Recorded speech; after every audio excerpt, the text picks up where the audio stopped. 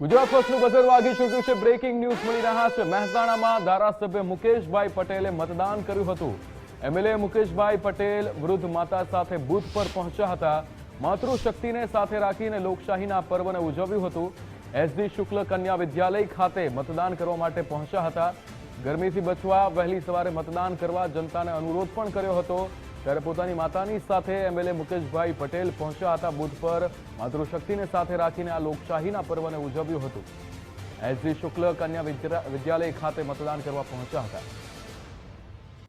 મહેસાણા નગરપાલિકામાંથી મહાનગરપાલિકા બની ત્યાર પછીનો પ્રથમ ચૂંટણી યોજાઈ રહી છે અને આખા મહેસાણાની અંદર નાગરિકો ઉમંગ અને ઉત્સાહથી આ પર્વને ઉજવી રહ્યા છે અને એમણે મક્કમ નિર્ધાર કર્યો છે કે દેશના યશસ્વી વડાપ્રધાન નરેન્દ્રભાઈ મોદી સાહેબના જે સંકલ્પ છે વિકસિત ભારત એને સાથ અને સહકાર આપવા માટે આ ભારતીય જનતા પાર્ટીનું મહાનગરપાલિકાનું બોર્ડ બને એ માટે સવારથી જ હજારોની સંખ્યાની અંદર મતદારો ઉમંગ અને ઉત્સાહથી આજે આ ચૂંટણીની અંદર ભાગ લઈ અને પોતાનો વોટ આપી રહ્યા છે અને ખૂબ ખૂબ શુભકામનાઓ શુભેચ્છાઓ આપું છું બધાને।